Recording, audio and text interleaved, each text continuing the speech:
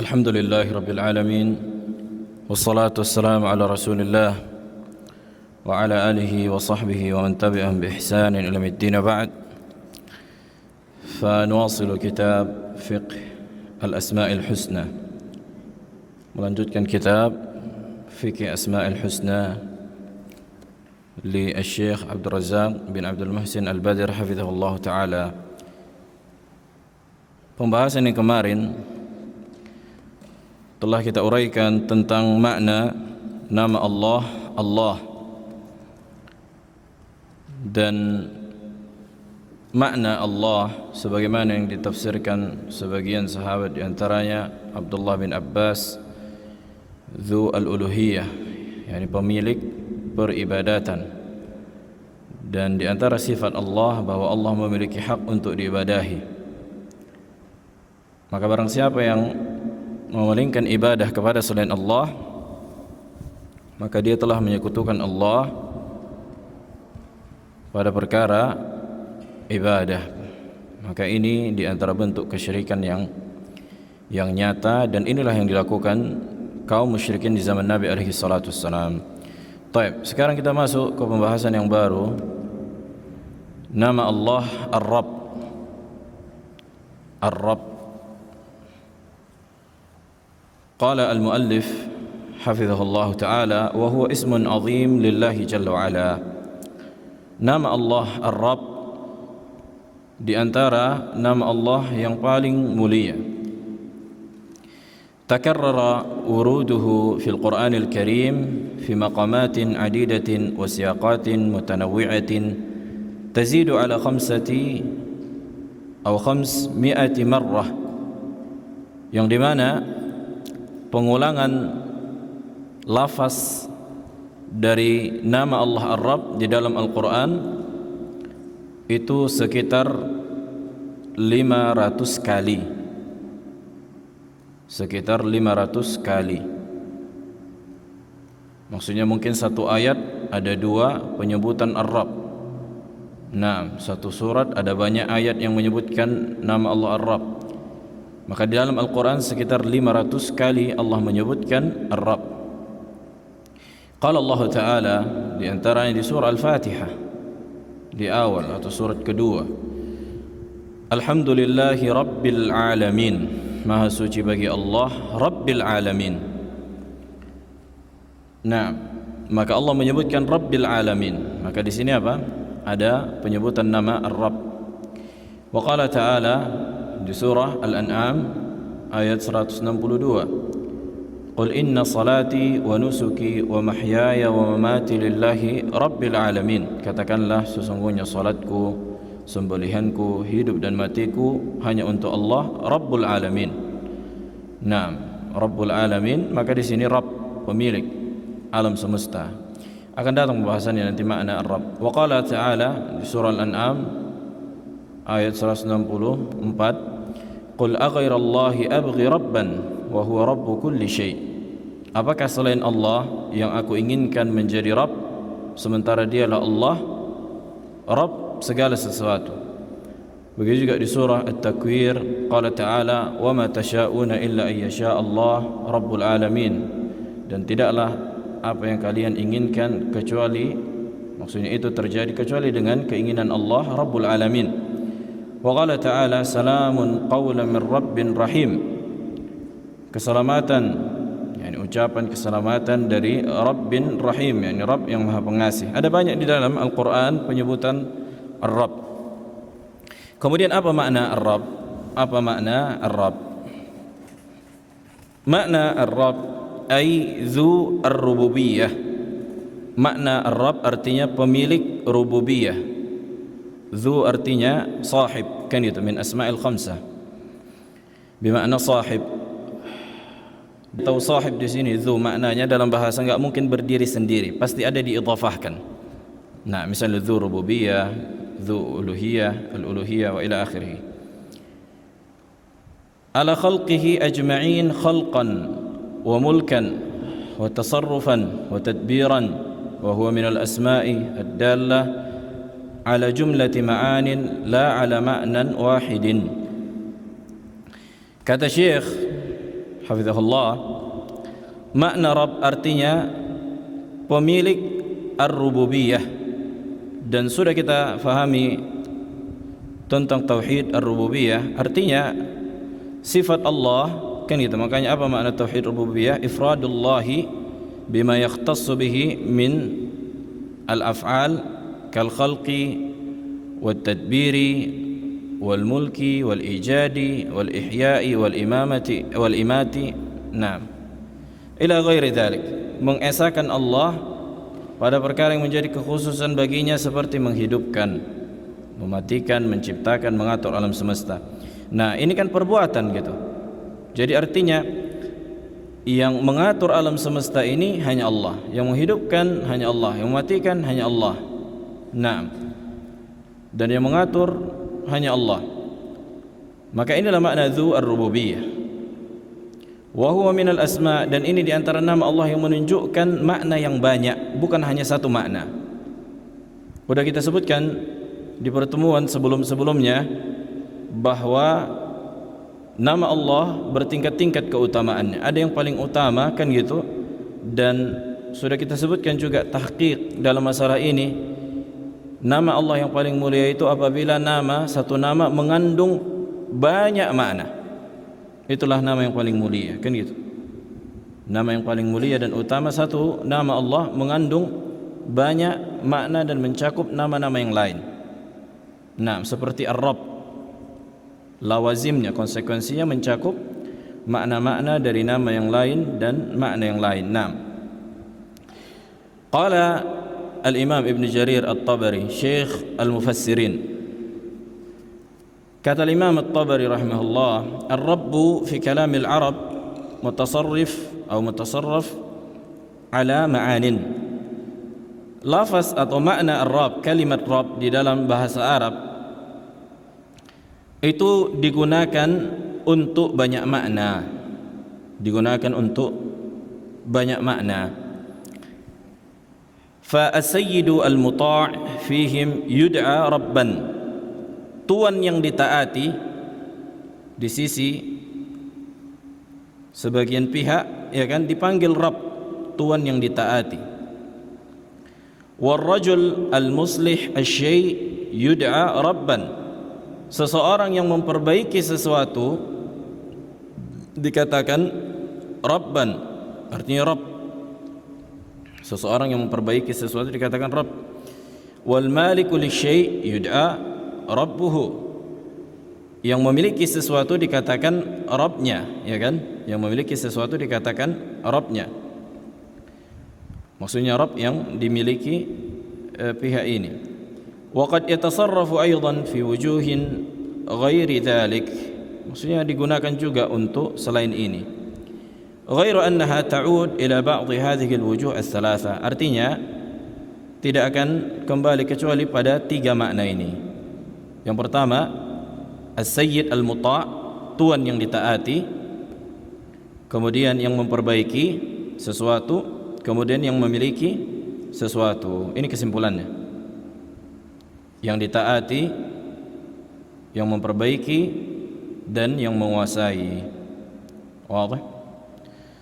Fa Rabbuna jalla thana'uhu, maka Rabb kita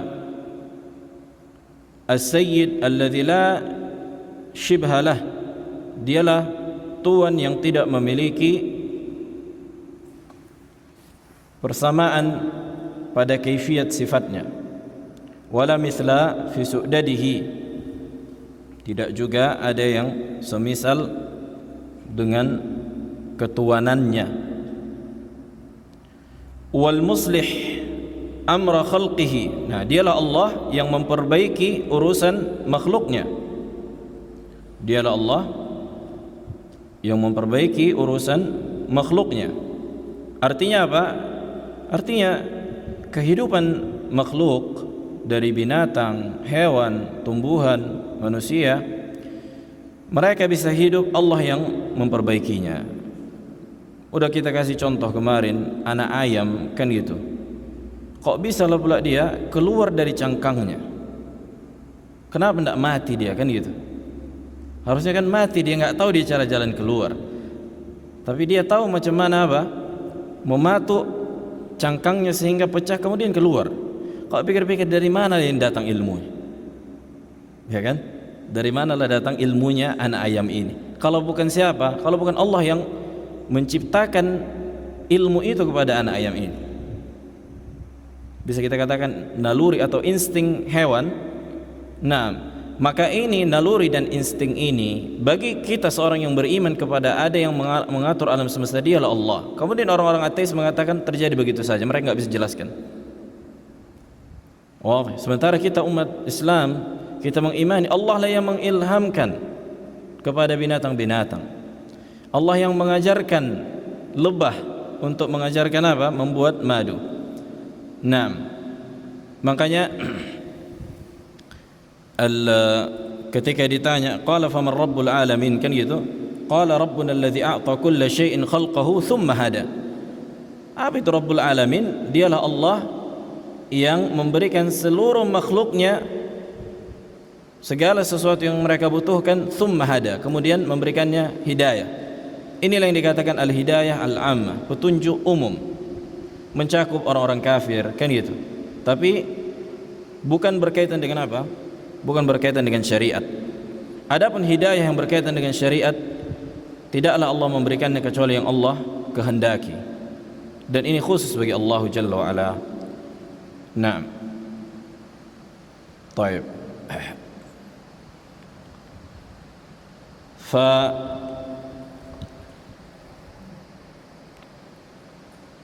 طيب قال والمصلح أمر خلقه بما أسبغ عليهم من نعمه والمالك الذي له الخلق والأمر. Dan dialah Allah yang menguasai segala sesuatu, dan dialah yang menciptakan dan memerintahkan. Naam. Waqala Ibnu Al-Athir, berkata Ibnu Al-Athir di antara ulama ahli bahasa, Ar-Rabbu yutlaqu fil lughati 'ala al-Malik was-Sayyid wal-Mudabbir wal-Murabbi wal-Qayyim wal-Mun'im. Ar-Rabb digunakan di dalam bahasa Arab untuk menunjukkan makna yang menguasai, kemudian Tuan yang mengatur, yang mentarbiyah, dan yang meluruskan dan menjaga serta memberikan nikmat. Wala yutlaqu ghairu mudhafin illa 'ala Allah. Artinya tidak diucapkan secara mutlak ar-rabbu kecuali maknanya yang diinginkan adalah Allah. Adapun untuk makhluk kita katakan rabbus sayyarah, pemilik mobil, rabbul bait, pemilik rumah ini. Adapun ar-rabbu begitu saja, maka tidak boleh disematkan kepada selain Allah, tapi disematkan hanya untuk Allah. Naam. Ini disebutkan Ibnu Athir dan ini sahih. Taib. Wa idza utliqa ala ghairihi udhifa fayuqalu rabbu kadza. Bal inna hadha al-ism idza ufrida tanawala fi dalalatihi sa'ira asma'illahil husna wa sifatihil al-ulya. Maka nama Allah Ar-Rabb apabila disebutkan secara bersendiri, maka mencakup seluruh makna dari nama-nama Allah yang husna dan sifatnya yang mulia. Subhanallah. Wa fi hadha yaqulu al-allamatu Ibn al-Qayyim rahimahullah, berkata Ibn al-Qayyim, inna ar-Rabb huwa al-qadir al-khaliq al-bari al-musawwir al-hayy al-qayyum al-alim al-sami' al-basir al-muhsin al-mun'im al-jawad al-mu'ti al-mani' al-dar al-nafi' al-muqaddam aw al-muqaddim al-muakhir alladhi yudhillu man yasha' wa yahdi man yasha' wa yus'idu man yasha' wa yushqi man yasha' wa yu'izzu man yasha' wa yudhillu man yasha' ila ghairi dhalik min ma'ani rububiyyatihi allati lahu minha ma yastahiquhu min al-asma'il husna. Intaha kalam rahimahullah di kitab Bada'i al-Fawaid. Kata Imam Ibn al-Qayyim, sesungguhnya Ar-Rabb dialah Allah yang maha mampu, yang maha menciptakan, yang maha yang yang membentuk, yang maha hidup, yang maha berilmu, maha mendengar, maha melihat, Maha memberikan kebaikan, Maha memberikan kenikmatan, Maha dermawan, yang memberi dan yang menahan, yang memberikan mudarat dan yang memberikan manfaat. Dialah yang pertama, dialah yang terakhir, dan dialah yang menyesatkan siapa saja yang ia kehendaki, dan memberikan hidayah siapa yang ia kehendaki, dan membahagiakan siapa yang ia kehendaki, dan yang menyengsarakan siapa yang ia kehendaki, memuliakan siapa yang ia kehendaki, menghinakan siapa yang ia kehendaki. Dan makna-makna yang selain itu dari makna rububiyah yang hanya dimiliki oleh Allah dari nama-namanya yang husna. Baik. وذلك أن من يمعن النظر في هذا الاسم ويتأمل في دلالته ويشهد قيوما قام بنفسه وقام به كل شيء.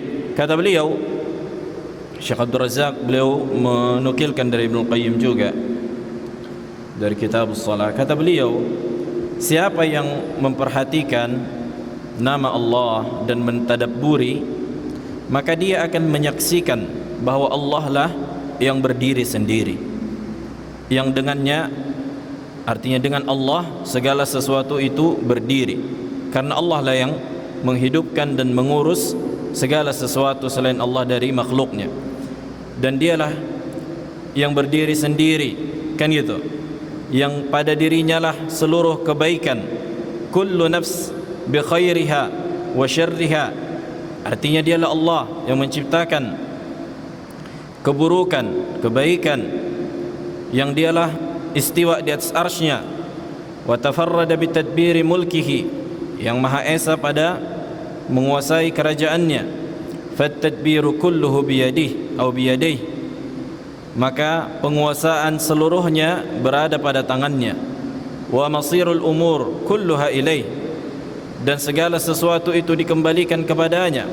Famarasim at-tadbirat nazilah min indih ala aidi malaikatihi bil ata'i wal man', maka segala sesuatu yang terjadi di alam semesta, maka itu semua datang dari Allah subhanahu wa ta'ala.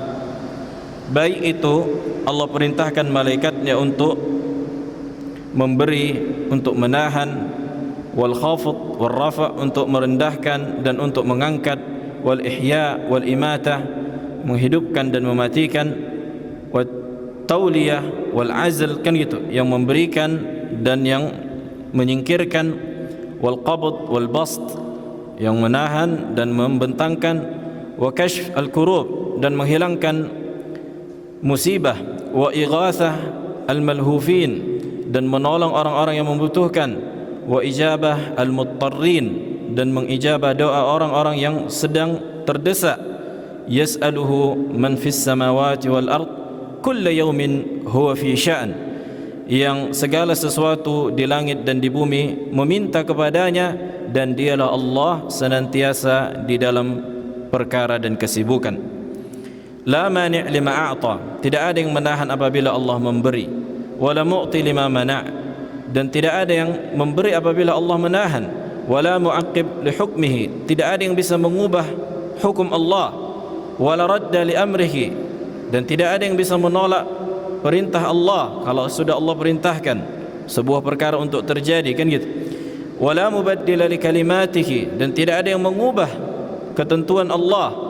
Ta'rujul malaikatu war ruh ilaih, para malaikat dan ruh naik kepada Allah. Wa tu'rad al-a'malu awal an-nahar wa akhirih alaih, dan ditampakkan amalan baik itu di waktu awal siang atau di akhir hari, kan itu. Artinya amalan kita ditampakkan setiap waktu salat subuh dan salat asar, disebutkan dalam hadis. Nah, fa yuqaddir al-maqadir, dialah yang mentakdirkan seluruh takdir. Wa yuwaqqit al-mawaqit, dan menentukan waktu. Thumma yasuqu al-maqadir ila mawaqitiha qa'iman bitadbiri dhalika kullihi wa hifdhihi wa masalihihi. Kemudian dialah yang menentukan takdir itu dan merealisasikannya dan menjaganya dan memperbaikinya. Nah, inilah di antara perkara yang menjadi kekhususan Allah Subhanahu wa taala. Perlu diperhatikan di sini faedah muhimmah. Makna Ar-Rabb tadi udah kita sebutkan. Kembali pada 3 makna secara ringkas sebagaimana disebutkan Ibnu Jarir At-Tabari dan Ibnu Al-Athir. Apa saja yang 3 tadi? Fajar. Fajar. Apa saja yang 3 tadi, Fajar? Baru datang antum, enggak dengar antum tadi? 6 La mani lima a'ta. Baik, Ibnu Jarir menyebutkan ada 3 yang semua maknanya kembali kepada yang 3 tadi. Pak Syafi'i. Ainam as-sayyid al-muta', tuan yang ditaati. Yang kedua, anam al-muslih, yang memperbaiki. Yang ketiga, ahsanta, yang al-malik, yang menguasai. Kemudian makna-makna yang lain kembali kepada makna yang 3 ini. Baik. Ketika kita katakan as-sayyid al-muta', kan gitu, tuan yang ditaati, ini konsekuensi dari makna al-uluhiyah. Makna al-uluhiyah, karena Allah Jalla wa'ala dialah yang memerintahkan dan melarang. Dan ibadah, hakikat dari ibadah mengerjakan perintah dan menjauhi larangan. Dan makna rububiyah atau makna ar-rabb bisa juga maknanya dialah Allah yang disembah. Dialah Allah yang disembah. Makanya ketika seseorang kan di dalam kuburannya kan ditanya oleh para malaikat. Nah, apa pertanyaan malaikat kepada orang yang di dalam kubur? Nah, man rabbuk? Siapa Rabbmu? Apa makna siapa Rabbmu di sini? Apakah siapa penciptamu? Tapi siapa yang engkau ibadahi? Siapa yang engkau ibadahi? Lihat, masuk ke dalam makna uluhiyah. Wadah. Ini membantah pemahaman apa? Pemahaman Asy'ariyah. Kata mereka tauhid itu puncaknya mengetahui bahwa Allah lah yang menciptakan, menghidupkan, mematikan ila akhirih. Apakah ini prestasi? Hanya sebatas mengetahui Allah yang menghidupkan, Allah mematikan. Apa bedanya manusia yang seperti ini dengan kaum musyrikin di zaman Nabi? Wala in sa'altahum man khalaqas samawati wal ard la yaqulunna Allah. Kalau engkau bertanya kepada mereka siapa yang menciptakan langit dan bumi, mereka benar-benar akan mengatakan Allah. Tapi apakah mereka masuk Islam? Apakah darah mereka selamat hanya sebatas mengatakan Allah yang menciptakan, menghidupkan? Bukan ini tujuan dari tauhid rububiyah. Tapi tujuan tauhid rububiyah mentaati perintah Allah, menjauhi larangan Allah, dan sebesar-besar perintah mengarahkan ibadah hanya kepada Allah. Ikhlas fil ibadah, kan gitu. Inilah makna iman. Nah, begitu juga kadang-kadang Allah menyebutkan Allahul ladzi khalaqas samawati wal ard. Allah yang menciptakan langit dan bumi. Nah, makna Allah juga lupa kita sampaikan kemarin, bisa juga maknanya yang menciptakan, konsekuensinya, lawazimnya. Jadi jangan makna Allah itu maksudnya hanya sebatas uluhiyah, udah. Enggak, Allah itu juga kadang-kadang diinginkan makna yang menciptakan. Makanya Allah sebutkan Allahul ladzi khalaqas samawati wal ard, dialah Allah yang menciptakan langit dan bumi. Begitu juga Ar-Rabb, maknanya juga yang diibadahi.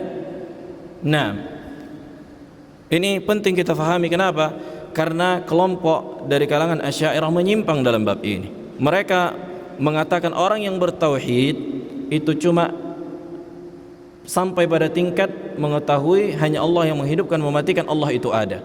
Dan ini ditakrir dari ulama mereka, di antaranya Ar-Razi, Al-Ghazali, ulama-ulama Asy'ariyah. Hanya ahlus sunnah, ini catat ini baik-baik, hanya ahlus sunnah yang mengingatkan manusia dari kesyirikan dalam perkara ibadah. Coba kita lihat Habib-habib, ada enggak mereka mengingatkan manusia dari jangan kalian beribadah kepada selain Allah? Tidak ada, hanya sebatas tadabburilah ayat-ayat Allah. Iya, ini mentadabburi ayat-ayat Allah, setelah itu apa? Minta-minta ke kuburan? Apa gunanya mentadabburi ayat Allah tapi masih minta-minta ke kuburan? Kan gitu. Sementara meminta, doa adalah ibadah, ad-du'a ibadah, kata Nabi alaihi wasallam. Bernazar kepada selain Allah, potong di situ, atau baca-baca ibadah-ibadah bid'ah di kuburan. Apa gunanya kalau masih ini? Makanya ini penting difahami. Naam. Makanya cuma ahli sunnah lah yang memerangi kesyirikan dalam perkara ibadah. Makanya Nabi SAW kenapa bisa dimusuhin oleh kaumnya? Karena itu tadi apa? Rasulullah memerintahkan mereka untuk mengucapkan la ilaha illallah, dan orang-orang Arab mengetahui konsekuensi dari makna la ilaha illallah, meninggalkan ibadah kepada selain Allah, kan gitu, meninggalkan ibadah selain Allah dan mengarahkannya hanya kepada Allah. Innahum idza qila lahum la ilaha illallah yastakbirun. Sesungguhnya mereka kalau dikatakan kepada mereka ucapkan la ilaha illallah, mereka sombong. Wa yaquluna a inna latariku alihatina li syairin majnun. Dan mereka berkata, apakah kami akan meninggalkan ibadah-ibadah kami selain Allah ini? Alihatina, lihat jamak, sembahan-sembahan kami selain Allah hanya sebatas untuk mengikuti seorang penyair yang gila. Maksud mereka Nabi SAW. Lihat, makanya dakwah para nabi itu mengajak kepada dakwah tauhid dalam ibadah. Bukan berarti kita meninggalkan masalah tauhid rububiyah, kan gitu, enggak. Tapi ini bukan tujuan utama. Jadi ini wasilah kata para ulama. Karena apa? Tauhid rububiyah ini kan teori, walaupun prakteknya tujuannya apa? Tauhid ibadah, tauhid asma wa sifat. Kita mengenal Allah, menghidupkan, mematikan, yang maha pengasih lagi maha penyayang, yang maha pemberi, al-wahhab. Tapi masih kita minta kepada selain Allah, minta ke kuburan lagi. Apa gunanya memahami bahwa Allah maha dermawan, kan gitu. Nah, azan dulu, lanjutkan sekali lagi.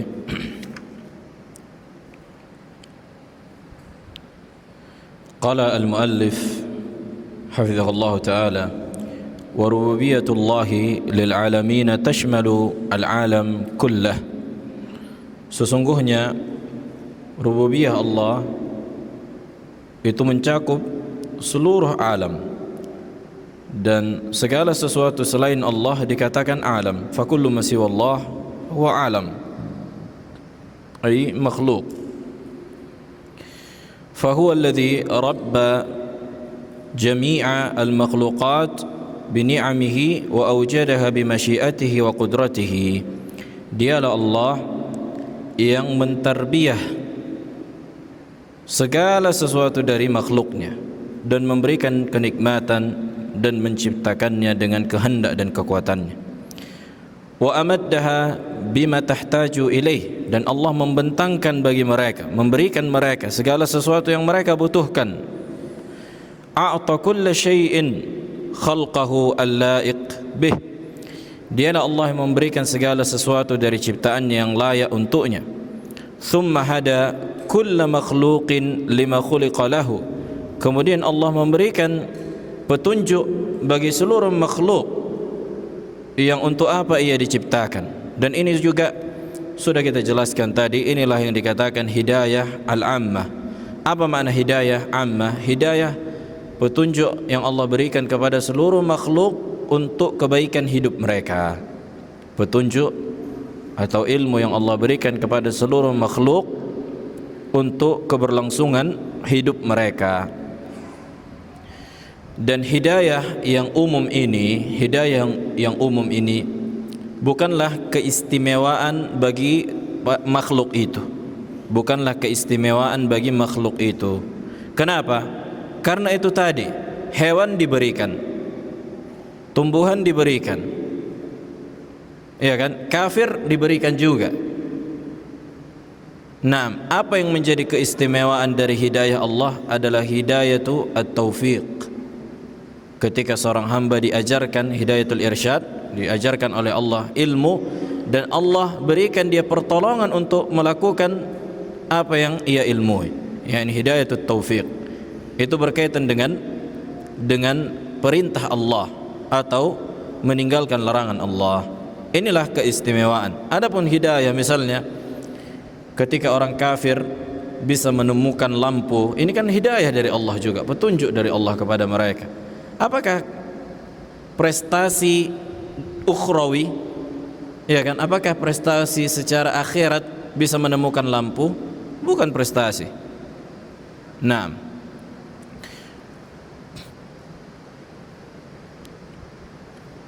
Nah, wa aghdaqa ala ibadihi an-ni'am wa nammahum wa ghadzahum wa rabbahum akmala tarbiyah.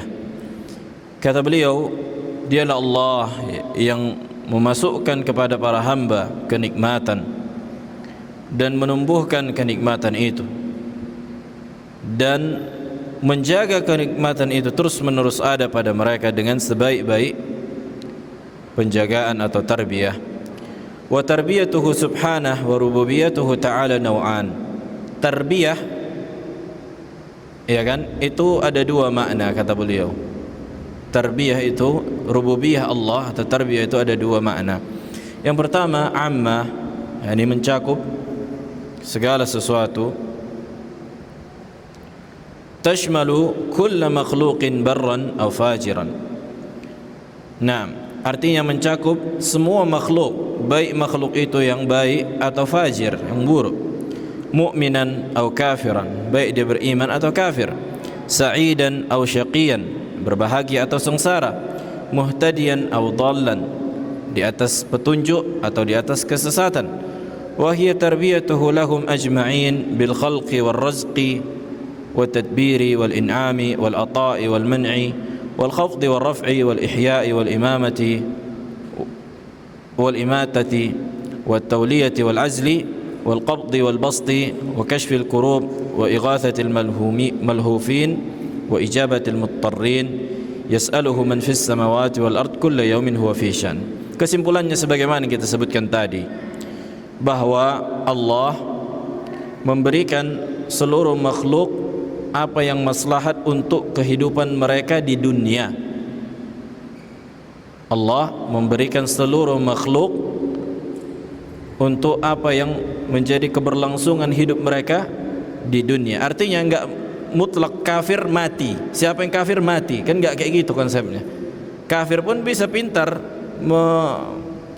menumbuhkan bisnis yang dimana dengan bisnis ini dia hidup di dunia, kan gitu. Nah, enggak, maksudnya ada yang murtad mati. Siapa murtad mati? Artinya mereka orang-orang kafir juga Allah berikan ilmu untuk keberlangsungan hidup mereka. Makanya Nabi bilang, ini bukan keistimewaan. Ini bukan keistimewaan bagi siapa? Bagi makhluk itu. Yang menjadi keistimewaan ketika bagi makhluk itu ketika apa? Allah memberikannya hidayah, petunjuk untuk perkara akhirat. Nah, karena binatang pun dikasih hidayah itu. Apa bedanya yang kafir sama yang binatang? Kalau hanya sebatas bisa berlangsung hidup, kan gitu. Wa tarbiyatun khassah li awliyaihi haitsu rabbahum. Kemudian ada tarbiyah yang maknanya khusus. Yang ini khusus bagi para wali-wali Allah. Dan wali Allah adalah orang yang Allah cintai. Wali Allah adalah orang yang Allah cintai. Siapa yang orang Allah cintai? Orang yang beriman dan beramal saleh. Beriman dan beramal saleh. Dan setiap orang sesuai dengan iman dan amal solehnya, setingkat itu juga kecintaan Allah kepadanya. Jadi tingkat kewalian itu bertingkat-tingkat. Tingkatan wali itu bertingkat-tingkat. Maksudnya apa? Kecintaan Allah kepada seseorang bertingkat-tingkat sesuai iman, ilmu dan amal saleh. Semakin seorang berilmu dan semakin orang beramal saleh, semakin besar cinta Allah kepadanya. Begitulah seterusnya. Dan Allah juga mungkin membenci seseorang karena perbuatan yang ia lakukan, dan mencintai seseorang ini karena masih ada keimanan di dalam dirinya. Jadi tidak ada kontradiksi antara berkumpulnya kecintaan dan kebencian. Subhanallah yusabbihu ra'du bihamdi wal malaikatu min khifati. Baik. Qala al-muallif rabbahum فوفقهم للإيمان به والقيام بعبوديته وغذاهم بمعرفته والإنابة إليه وأخرجهم من الظلمات إلى النور ويسرهم لليسرى وجنبهم العسرى ويسرهم لكل خير وحفظهم من كل شر. Maka orang yang Allah pilih dan Allah cintai adalah orang yang Allah ajarkan ilmu. Subhanallah. Orang yang Allah ajarkan ilmu, yakni Allah berikan taufik untuk keimanan dan melaksanakan ibadah. Wa ghazzahum bima'rifatihi, dan Allah memberikan ilmu tentang dirinya kepada orang itu, sebagaimana yang Nabi sebutkan kan gitu, man yuridillahu bihi khairan yufaqihhu fid din. Dan Allah pun dialah yang mengeluarkan mereka dari kegelapan menuju cahaya dan memudahkan mereka untuk amal-amal saleh dan menjauhkan mereka dari amalan-amalan buruk. Memudahkan mereka kebaikan, menjaga mereka dari keburukan. Walihada kanat ad'iyatu uli al-albab wal-asfiya'i al-warida fil Quran bismi Rabb istihdaran li hadzal matlab. Oleh karena itu, doa orang-orang yang berakal dan orang-orang yang terpilih yang datang di dalam Al-Quran itu dengan nama Ar-Rabb, dalam rangka menghadirkan perasaan ini. Wa talaban minhum li hadhihi at-tarbiyah al-khassah, dan ini dalam bentuk apa? Dalam bentuk permintaan kan gitu kepada mereka untuk memfokuskan tarbiyah khassah ini. Inilah yang sifatnya apa? Ukhrawi. Sifatnya ukhrawi, seperti diselamatkan dari neraka, dimasukkan ke dalam surga, diajarkan ilmu agama. Maka ini semua apa? Tarbiyah khassah. Fatajidu matalibahum kullaha min hadzal naw. Lihat, maka orang yang istimewa, engkau dapatkan mindset atau keinginannya itu, obsesinya itu adalah perkara akhirat, adalah perkara akhirat. Wastihdar hadzal ma'na 'inda su'al nafi' jiddan lil 'abd, dan menghadirkan perasaan ini kan gitu. Maka ketika meminta kepada Allah, ini sangat-sangat bermanfaat bagi seorang hamba. Thumma inna iman al-'abd billahi rabban yastalzim ikhlas al-ibadati lah wa kamal adh-dhul baina yadayhi. Kemudian iman seorang hamba kepada Allah bahwa Allah adalah Rabb memberikan konsekuensi menghadirkan keikhlasan kepada Allah dan sempurnanya ketundukan dan penghinaan di hadapan Allah. Qala Allah Ta'ala wa ana rabbukum fa'budun. Makanya Allah katakan apa? Wa ana rabbukum, akulah yang menciptakan kalian, akulah yang menghidupkan, memberikan rezeki, memberikan kenikmatan, maka sembahlah aku. Kan gitu. Wa qala Ta'ala ya ayuhan nas u'budu rabbakum.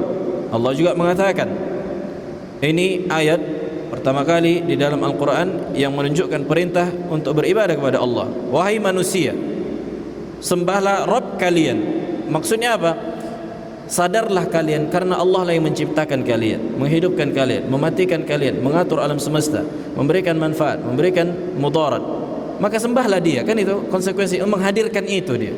Ketika kita meminta kepada Allah untuk menghadirkan apa-apa yang telah Allah berikan kepada kita dari seluruh kenikmatan yang bermanfaat bagi kehidupan kita. Fa kaunuhu subhana rabbal alamin yaqtadi alla yatrukahum sudan wa hamalan la yu'maruna wa la yunhaun.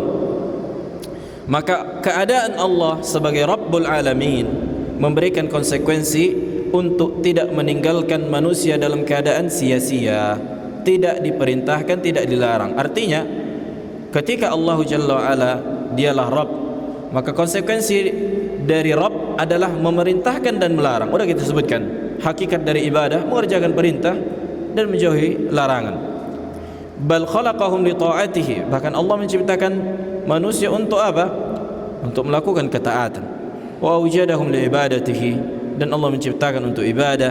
Fassa'idu minhum man ata'ahu wa 'abadah, maka yang berbahagia di antara mereka yang mentaati Allah dan menyembahnya.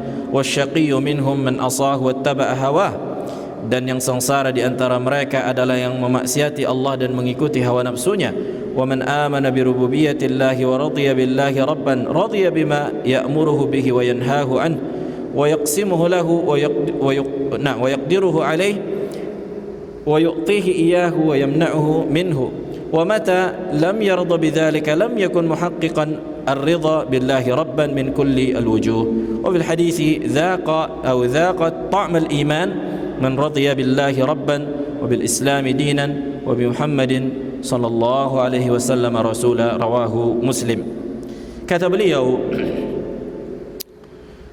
ketika seorang sudah mengaplikasikan tauhid rububiyah dengan ibadah, kan gitu, dan meridhai bahwa Allah lah Rabb, maka dia menyadari Rabb inilah yang memerintahkan dan melarang. Udah tadi kita sebutkan di antara makna Rabb, as-sayyid al-muta', tuan yang ditaati, tuan yang ditaati, kan gitu. Ini konsekuensi apa? Yang memerintahkan dan melarang.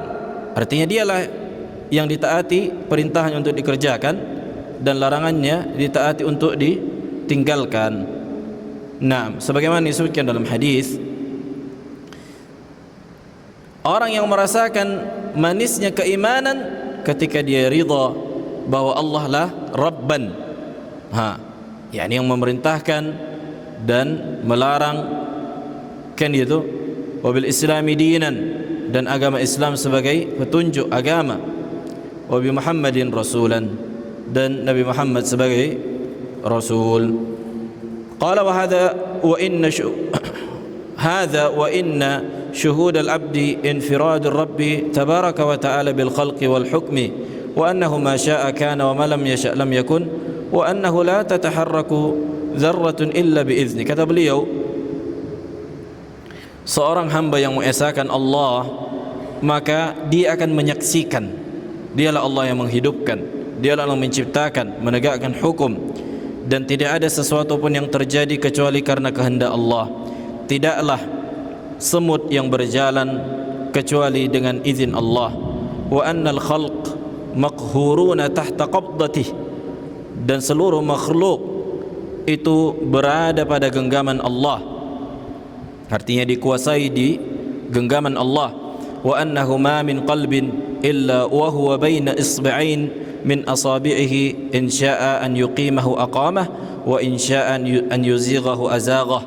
Kata beliau, dan tidaklah setiap hati manusia kecuali di antara dua jemari dari jemari Allah, yang apabila Allah kehendaki Allah luruskan hati manusia ini, dan apabila Allah menghendaki Allah palingkan, Allah belokkan hatinya. Subhanallah. Makanya ini menunjukkan lemahnya kita, kan, hati kita saja tidak terkontrol kita, hati kita saja tidak bisa kita kuasai. Fihi tahqiqun limaqam iyyaka na'bud wa iyyaka nasta'in. Maka di dalamnya terdapat aplikasi dari iyyaka na'bud, hanya kepadamu lah kami beribadah dan hanya kepadamu lah kami meminta pertolongan. Naam, ilman wa halan fayathbutu qadamul abdi fi tauhidir rububiyyah thumma yarqa minhu sa'idan ila tauhidil ilahiyah. Maka dengan itu seorang hamba kuat kakinya di atas tauhid rububiyah dan ia naik menuju tauhid al-uluhiyah. Fa innahu idza tayaqqana dzalika lam yattakhidh siwahu subhana ilahan wa ma'buda. Karena kalau tauhid rububiyahnya sudah dihadirkannya di dalam hatinya, maka apakah mungkin ia akan mencari Rabb selain Allah untuk diibadahi, kan gitu, kan? Jadi ini talazum dia, konsekuensi yang enggak bisa dilepaskan. Bukan berarti kita bilang ketika kita ingatkan manusia untuk senantiasa beribadah dan tidak memalingkan ibadah kepada selain Allah, kita tinggalkan fokus kepada tauhid rububiyah. Tapi bukan ini tujuan utama, itu maksudnya. Karena kalau kita lihat memang dakwah para sufiyah itu mungkin mereka mengajak kepada tauhid rububiyah, mengenal ciptaan Allah, kan begitu, dan seterusnya. Tapi udah sebatas itu, tidak ada mengingatkan manusia untuk mengarahkan ibadahnya kepada Allah. Tidak ada kita dapatkan satupun ucapan mereka mengingatkan manusia dari meninggalkan kebid'ahan. Coba satupun aja dari dakwah Habib. Karena Nabi SAW ketika di akhir hayat beliau, apa kata beliau? Iyyakum wa muhdatsatil umur. Iyyakum wa muhdatsatil umur. Jauhi kalian bid'ah. Apa yang disuruh dijauhi? Bid'ah. Berarti menunjukkan apa? Menunjukkan Nabi diwahyukan bahwa ada manusia setelah para sahabat dan seterusnya melakukan kebid'ahan. Makanya Nabi ingatkan. Tapi tidak kita dapatkan apa? Satupun dari kalangan para sufi mengingatkan manusia dari kebid'ahan dan kesyirikan. Nah, taib. Qala Allah Ta'ala, kita bacakan sedikit lagi. Qala Allah Ta'ala, wa la in sa'altahum man khalaqahum la yaqulunna Allah fa anna yufakun. Kalau engkau bertanya kepada mereka, siapa yang menciptakan mereka? Mereka benar-benar akan menjawab Allah. Fa anna yufakun. Yani fa aina yasrifuna an syahadati an la ilaha illallah wa an ibadatihi wahdah. Kok bisa kalian dipalingkan? Kan itu. Artinya, kok taunya kamu Allah yang menciptakan, menghidupkan, mematikan, mengatur alam semesta, tapi kok masih kamu ibadahi selain Allah? Kan udah rusak lah ini mindset kalian ini dalam berfikir. Inilah yang dikatakan tanaqud, kontradiksi. Taunya orang tuh Allah yang menghidupkan, mematikan, mengatur alam semesta, tapi mereka ibadahi selain Allah. Kan itu. Wa qala ta'ala, qul limanil ardu wa man fiha in kuntum ta'lamun. Katakanlah, milik siapa langit dan bumi dan di antara yang keduanya? Milik siapa? Al-ard wa man fiha, yakni bumi dan apa-apa yang ada di dalamnya. In kuntum ta'lamun, kalau kalian benar-benar mengetahui. Sayaquluna lillah, tuh mereka benar mengatakan Allah. Qul afala tadhakkarun. Katakanlah, kenapa kalian tidak tadhakkur, mengingat, berfikir bahwa Allah lah yang berhak diibadahi. Fata'lamuna annahu kana idza kana huwa wahdahu malikul ard wa man fiha wa khaliquhum wa rabbuhum wa malikuhum fahuwa wahdahu ilahuhum wa ma'buduhum fakama la rabba lahum ghayruhu fahakadha la ilaha lahum siwah. Wa fi hadha ihtijaj alaihim bi anna man fa'ala lahum bi anna man fa'ala lahum hadha wahdah fahuwa al-ilahu lahum wahdah. Fa in kana ma'ahu rabbun fa'ala hadha yanbaghi an ta'budu wa in lam yakun ma'ahu rabbun fa'ala hadha fakayfa taj'aluna ma'ahu ilahan akhar. وهذا من أبين ما يكون دلالة على فساد الشرك وما عليه أهله من السفه والضلال تعالى الله أما يشركون. Intinya kata beliau, ini mengilzam, kan gitu, memaksakan dan mengajak akal-akal orang-orang musyrikin yang mengakui kerububiyahan Allah tapi tidak mengerjakan konsekuensinya, yaitu ibadah hanya kepada Allah subhanahu wa ta'ala. Nah, kesimpulan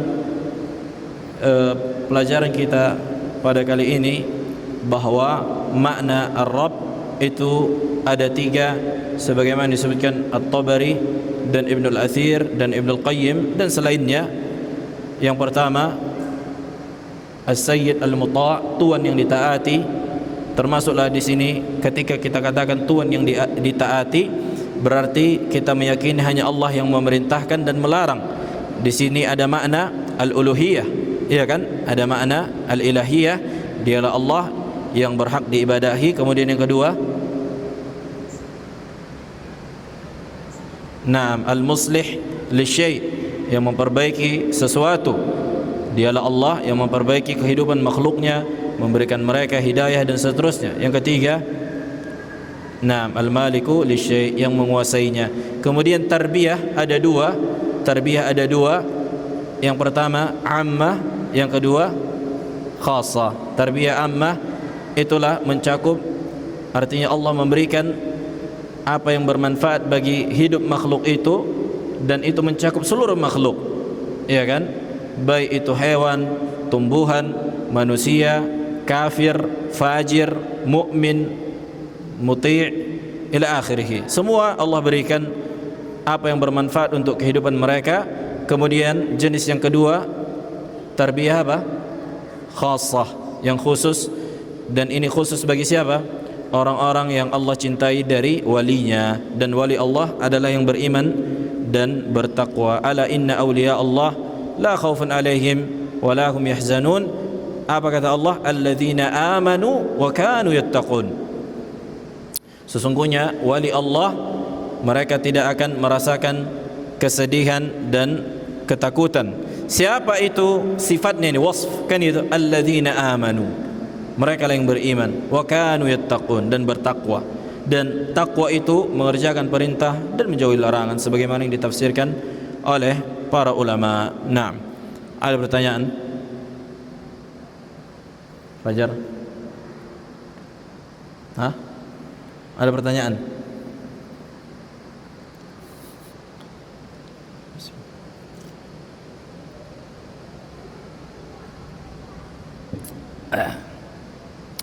Pak Syafi'i, fadal.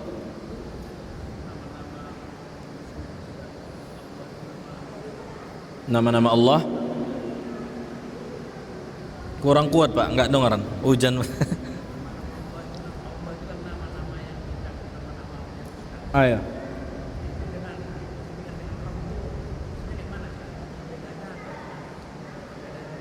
Maksudnya perbedaan Allah dan Rabb. Nah, sudah kita sebutkan bahwa makna mendasar dari Allah Dzu al-uluhiyah, kan gitu. Dzu al-uluhiyah, yakni pemilik ibadah. Makna mendasarnya adalah dialah yang paling berhak untuk diibadahi. Kemudian makna ini mencakup makna-makna yang lain juga. Nah, kemudian makna Rabb, makna mendasarnya, makna yang mendasarnya adalah itu tadi, kembali kepada yang tiga, dialah Tuhan yang ditaati, dialah yang mengatur, dan dialah yang memiliki. Muslih itu dialah yang mengatur, itu makna mengatur, at-tadbir, kan itu. Di antara makna muslih juga dialah yang menghidupkan, mematikan. Nah, maka itu dia perbedaan mendasarnya. Allah itu zat yang diibadahi, sementara Rabb zat yang menguasai, menghidupkan, mematikan. Dan ada juga makna ibadah di situ, tapi bukan ini yang dominan. Maksudnya kasratul isti'mal gitu dia. Banyaknya orang-orang Arab menggunakan. Makanya kita bilang ketika disebutkan di dalam hadis mar rabbuk, siapa Rabbmu, apa maknanya? Apakah siapa penciptamu, siapa pemilikmu? Mukbil. Ketika malaikat bertanya kepada manusia yang dikuburkan, mar rabbuk, siapa Rabbmu? Apa makna Rabb di sini? Apakah maknanya siapa pemilikmu, siapa yang menciptakanmu? Apakah ini maknanya, atau siapa yang engkau ibadahi? Hah? Yang ketiga kan, siapa yang engkau ibadahi? Nah, karena mengetahui Allah yang menciptakan, menghidupkan, udah begitu saja. Tapi meminta kepada selain Allah, ini musyrik.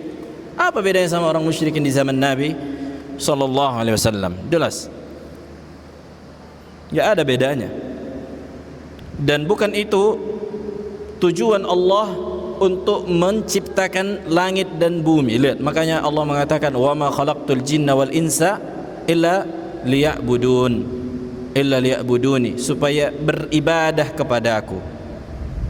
Disebutkan dalam tafsir juga illa liya'rifuni, supaya mengenalku. Tapi bukanlah maknanya sebagaimana disebutkan Tabari, bukanlah maknanya tahu Allah menciptakan, menghidupkan. Enggak, ini belum dikatakan mengenal, sampai dia mengaplikasikan dari makna mengenal itu apa? Beribadah.